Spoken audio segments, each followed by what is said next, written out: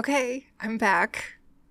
That was too long of a break. I'm so sorry. I shouldn't have done this to the Swiftie community and to the people who listen to this podcast because honestly, she might be on a break, but she deserves it. I do not need to be on a break.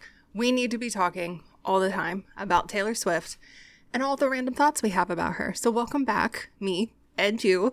I'm so excited because today's episode is... We'll see what you think. I have a feeling I'm not alone in the general thought I have. I don't know that everybody would apply it to this song, but I think we all have a song that we feel very strongly about that everybody else is like, babe, you're very wrong. So we'll figure it out. We'll go on this journey together. You know what we do here. We have our random Taylor Swift thoughts. I tell you mine. I definitely need to hear yours. Please respond in the comments of this episode telling me your random Taylor Swift thoughts or any thoughts about this episode specifically. Also, you can email the pod, which I want to get into. We have an email today. I'm really, really excited about. So we'll get into that. But yes, email the podcast. No rules, SWIFTIEPod@gmail. Find me on Instagram and on TikTok and all the places where I post the content. And follow along, like it if you can. I really want to reach more Swifties and create a big community. That's my pitch. Let me know what you think.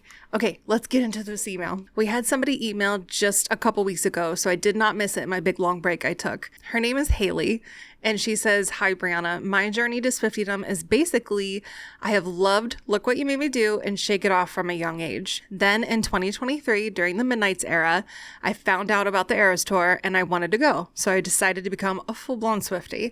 I listened to all the albums and songs and everything. Then I didn't end up going to the Eras Tour. Same girl.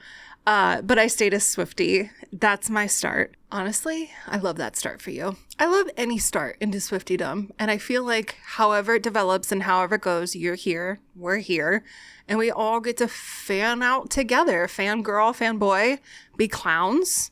We're still clowning for rep, which when I did my rep thing last year, rep episode, we were clowning so hard for it then. Like I said in that episode, and I still stand by this to this day, I am taking a break from the clowning. I don't want to participate that hardcore anymore because I was getting myself real worked up, and it's not that serious in the grand scheme of things. It's serious for us Swifties. We love her. We really want Reputation, especially us Reputation girlies who really, really love that album. But in general, I'm not going to do that anymore. I'm just going to allow it to happen when it happens. And actually, I'm really happy to have that now because that was during the Eras Tour still. Nobody really knew if it was going to happen before she ended things. But now that she ended the Eras Tour, I'm just very, very happy for her to be taking a break, a much needed and well-deserved break. I'm already seeing the rumors swirling about new music. Taylor's doing it. She's going to have a new album soon. I'm like, can we just let the woman live? Like, I'm down to have her make new music if she wants.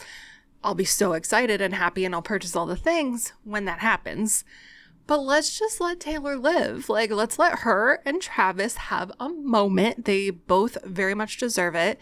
And yeah, that's just a general recap of what I've been feeling. I do have a random thought that has nothing to do with Taylor Swift. I know, but I figured this kind of makes sense and you'll understand my personality better if you know why this podcast is called Random Thoughts, is because I have those a lot during the day. Anyways, I am drinking this Power Lift. This is not sponsored. I just really want you guys to know because I don't like coconut. I don't like the flavor of coconut. I don't like tasting it. But this is from the people who do Vita Coca. And they have this blueberry pomegranate. It's protein infused water. And my random thoughts, this is really good. But the reason why I'm talking about this is because I feel like blueberry, and I just had some dark chocolate. Blueberry and chocolate, the combo is so good. It's so underrated. And I would just love for you guys to back me up here in the comments. I'm not actually looking for opinions. I am looking for confirmations only. And if you can't get on board with blueberry and chocolate, then keep that to yourself because this girl loves it. Okay, the episode today, what it's all about is I need to know if you have any songs like this. But for me specifically, I know that Tolerate It a wife and a husband situation where she's like feeling underappreciated and feeling like she's somewhat invisible and not really a part of his life. Tolerate It is one of the most destructive emotionally songs I've ever heard. And it's intense, and we all get what it's about. Especially like really confirmed with the Eras tour and the set that she did, you know, with the table and like the guy coming in and just like kind of not really caring about what she's doing, and she's feeling very visceral anger and upsetness over being like not appreciated. Okay, that's all great. Let's rewind to when this song came out on Evermore. I was listening and I could not explain to you why. I don't have any idea, but my first initial thought when I heard the song in totality was that it was from the perspective of that person's teenage child. Now, let me explain. If you don't get what I'm saying, I think there's very specific language in here that Taylor Swift does this in a lot of her discography, and it's a reason why so many people are such fans of hers, is because they can see themselves in the music or see a part of their story or somebody they know, somebody in their life. They have an ability to relate to the song. So while she's very specific in some lyrics, like The Prophecy, right? Like The Prophecy, I feel like is one of her most authentic, true to herself, and like the manuscript is obviously like another one that's so about her journey, but the theme of the songs can be related to, and she still has this artistic way being able to draw you in and get you to feel something in those, right? While Tolerate It is not a song that I personally like connect to on a deep level, it's not something I've ever really truly felt that hardcore about. When I heard it, and I thought about it from the perspective of like a child, and I want to be specific, a teenage child. I'm thinking like 16, 17 years old. And the reason why I chose like that age in my head is because I feel like that's an age where you start to really gain this sort of confidence and understanding of the world. You're about to move out of high school. You're growing up, and it feels like you're an adult. You're not. You don't know it how much you're not yet. But at the time, we all remember being 16, 17 and getting cocky and being attitude and just being like, I know what it's about. I understand. I've seen things. Like, you don't even know yet like how much you have yet to learn and see and do. But at the time, you have this sort of confidence of being this person who's had X amount of time on this planet, and you feel like very jilted about things even at that time. I'm sure everybody's journey is a bit different depending on their home life and the things that they've gone through, but I just know that for me, and when I heard that song, I was like, wow, this is kind of amazing that she could write this from this perspective of like this teenager who feels like there's this grown up, this adult, and they're not getting like reciprocated in that attention and love and respect from the parent in their life. And so I just want to kind of go over some of the lyrics and the reasons why I feel like I saw this.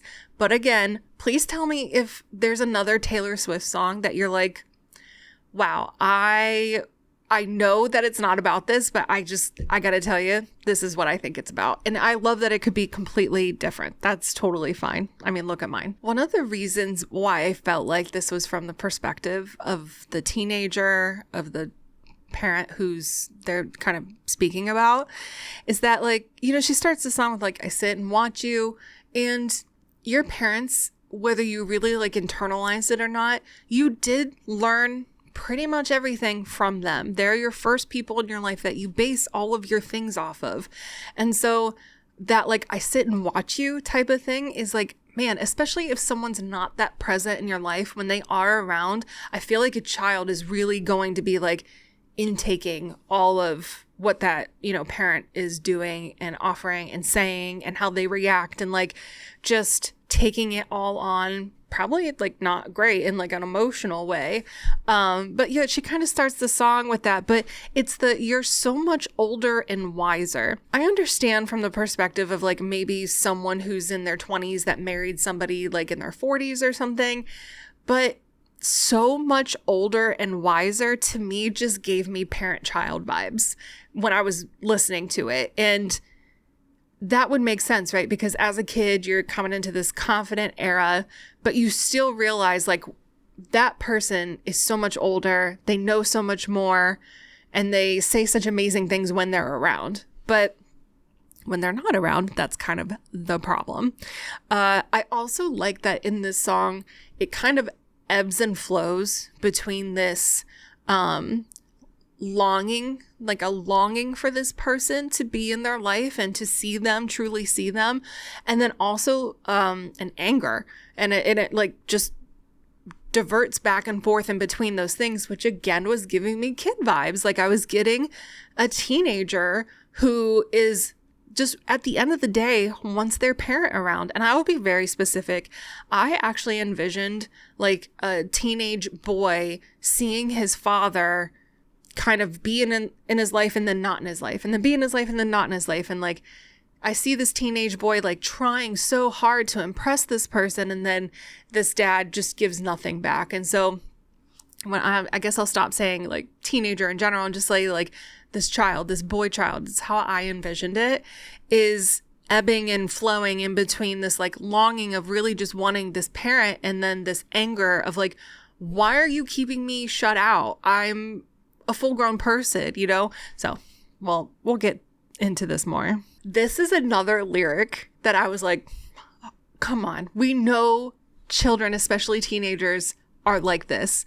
This is the one. I wait by the door like I'm just a kid. If that's not giving teenager, they don't feel like they're children anymore. And again, this could be 14, 15, 16, anywhere in that area. They don't view themselves as like children. You kind of, at least I didn't. I was like, oh, I'm like full grown.